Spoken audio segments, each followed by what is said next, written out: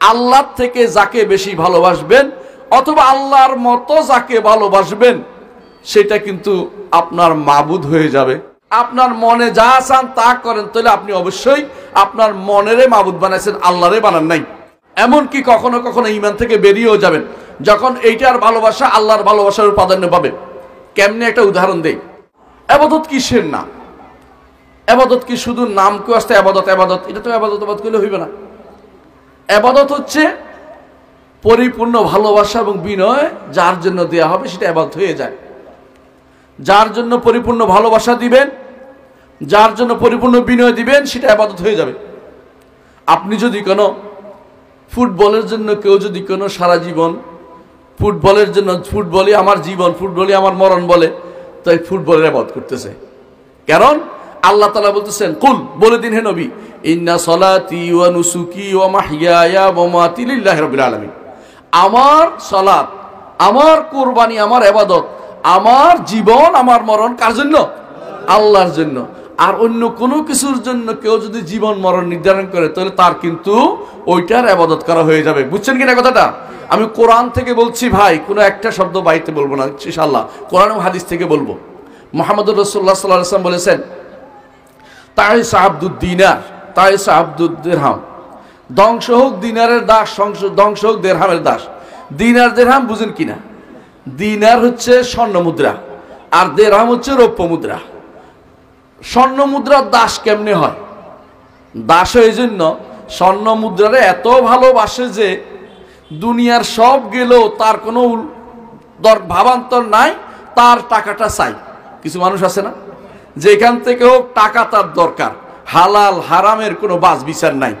কিছুদিন আগে সারা বাংলাদেশ দখল করে খেয়ে বিদেশে পাচার করছে না এক গোষ্ঠী, শোনেন না আপনারা এগুলি?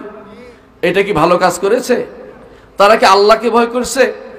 না, টাকা রোজগার করার জন্য যে কোনো পদ্ধতি পাইছে সেটাই করছে। নাউজুবিল্লাহ। এরা টাকার গোলাম, এরা টাকার পিছনে ছুটেছে। দুনিয়ার বুকে টাকা নয়, শুধু ফুটবলের পিছনে কেউ ছুটে, কেউ গানের পিছনে ছুটে, কেউ সিনেমার পিছনে ছুটে, কেউ পর্নোগ্রাফির পিছনে ছুটে, কেউ স্ত্রীর পিছনে, কেউ স্বামীর পিছনে।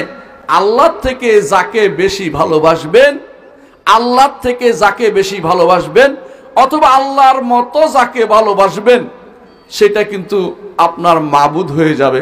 নাউজুবিল্লাহ। আমার কথা না, আল্লাহ তাআলা বলছেন, আফারাআইতা মান ইত্তাখাযা ইলাহাহু হাওয়াহু আফা আনতা তাকুনু আলাইহি ওয়াকিলা।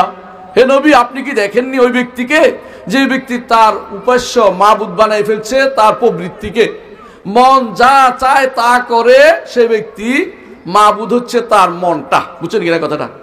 আপনার মনে যা চান তা করেন, তাহলে আপনি অবশ্যই আপনার মনেরে মাবুদ বানাইছেন, আল্লাহরে বানান নাই। আপনার হাওয়া প্রবৃত্তি অবশ্যই কি হতে হবে? রাসূলুল্লাহ সাল্লাল্লাহু আলাইহি ওয়াসাল্লাম যা নিয়ে এসেছেন তার অনুসারী হতে হবে। এই জন্য ইমাম নববীর 40 হাদিসের মধ্যে আছে, আপনাদের অনেকে হয়তো মুখস্থ পারেন, 40 হাদিসের মধ্যে আছে, ইমাম নববী উল্লেখ করেছেন বর্ণনা দিয়ে, তিনি বলেছেন যে রাসূলুল্লাহ সাল্লাল্লাহু আলাইহি ওয়াসাল্লাম বলেছেন যে ওই পর্যন্ত ঈমানদার হইতে পারবে না তোমাদের কেউ যতক্ষণ পর্যন্ত না আমি যা নিয়ে এসেছি, কে? রাসূলুল্লাহ সাল্লাল্লাহু আলাইহি ওয়াসাল্লাম যা নিয়ে এসেছেন সেটা তার প্রবৃত্তি অনুসরণ, আমারটার অনুসরণ না করবে। আল্লাহু আকবার। অর্থাৎ আপনি এখন চাচ্ছেন ধরেন একটু টিভি দেখতে, তখন টিভির মধ্যে মহিলা আছে না, আছে কিনা বলেন? এখন আপনি প্রবৃত্তিকে বলবেন না, আমার নবী বলছে মহিলার দিকে তাকানো যাবে না, আমি তাকাবো না। আপনি নারী মানুষ, আপনি টিভি যাইতে চাচ্ছেন, আপনার মন বলবে যে টিভি দেখবে, আপনি তখন বলবেন যে রাসূলুল্লাহ সাল্লাল্লাহু আলাইহি ওয়াসাল্লাম নিষেধ করেছে পুরুষ বেগানা পুরুষদের তাকাইতে, আমি এটার দিকে তাকাবো না। আপনি এখন ঈমানদার প্রমাণিত হলেন। আর যদি বেপরোয়া, কোনো সমস্যা নাই, গান যেমনি ইচ্ছে এমনি শুনেন, হারাম কাজ যেমনি ইচ্ছে এমনি করেন, তাহলে আপনি প্রকৃত ঈমানদার হইতে পারবেন না। এমনকি কখনো কখনো ঈমান থেকে বেরিয়েও যাবেন যখন এইটার ভালোবাসা আল্লাহর ভালোবাসার প্রাধান্য পাবে। কেমনে একটা উদাহরণ দেই। খেলা চলতেছে, একদিকে খেলা একদিকে আজান। আপনার ভালোবাসা এখন পরীক্ষার জায়গায় চলে গেছে, পরীক্ষা হবে, আপনি কি খেলা ভালোবাসে দাঁড়িয়ে থাকবেন না আজানের শব্দ শুনে দৌড়াবেন? এটা পরীক্ষার জায়গা। আপনার ভালোবাসা যদি কোনো খেলার জন্য হয়ে যায়, আপনার ভালোবাসা যদি কোনো আজানকে আপনি অবজ্ঞা করেন, তুচ্ছ মনে করেন, অপছন্দ করেন, দেখতে চান না, তাহলে আপনি কিন্তু ইমানদার হইতে পারেন নাই। কারণ আপনি এখনো খেলার প্রতি, এই মুহূর্তে আপনি খেলার প্রতি বেশি ভালোবেসে আল্লাহর ভালোবাসার চেয়ে খেলাকে বেশি ভালোবেসে ফেলছেন। কথা বুঝাতে পারছি? এই জন্য প্রিয় ভাইরা, আপনার আমাকে যদি সত্যিকার অর্থে আল্লাহর ইবাদত করতে হয়, তাহলে ভালোবাসা এবং বিনয় একমাত্র আল্লাহর জন্য করবেন। কথা বুঝাতে পারছি? কেউ যদি কোনো বিনয়ের একটা সীমা আছে ভাই, বিনয়, আপনি মানুষের বিনয়তা প্রদর্শন করেন, ভালো কথা, কিন্তু যেই বিনয় সালাতের মধ্যে দাঁড়াই এমনি দাঁড়ায় থাকে, দেখছেন তো সালাতের মধ্যে কেমনে দাঁড়ান? মাথা উপরের দিকে না নিচের দিকে? মাথা নিচের দিকে, সেজদার জায়গার দিকে, এবং রুকুর মধ্যেও সেজদার জায়গার দিকে তাকানো হচ্ছে নিয়ম। সেজদার মধ্যে সেজদার জায়গাতে আপনি চোখ তাক রাখছেন, এবং কয়টা হাত দেখছেন তো? দুইটা হাত, দুইটা পায়ের আঙ্গুল, দুইটা হাতের আঙ্গুল, নাক, কপাল এবং হাঁটু দুইটা, এই 7টা অঙ্গ আল্লাহর জন্য আপনি নিবেদিত করছেন। অর্থ বুঝছেন তো? সেজদা, সেজদা অর্থ শুধু প্র্যাকটিস না, সেজদা অর্থ শুধু ব্যায়াম নয়, সেজদা হচ্ছে আল্লাহর জন্য নিজেকে সঁপে দেয়া।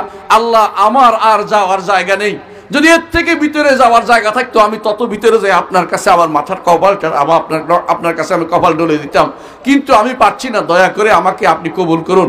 আমি এই অবস্থায় আপনার জন্য শুকরিয়া আদায় করে বলছি, সুবহানা রাব্বিয়াল আ'লা। আমার রব তিনি আরশের উপরে, সে রবের পবিত্রতা আমি ঘোষণা করছি। আমার রব কতই না পবিত্র, কতই না পবিত্র, কতই না পবিত্র। যে কেউ আমার রবের এই পবিত্রতা ঘোষণা করবে, সেই ব্যক্তি হচ্ছে সত্যিকারের আল্লাহর বান্দা।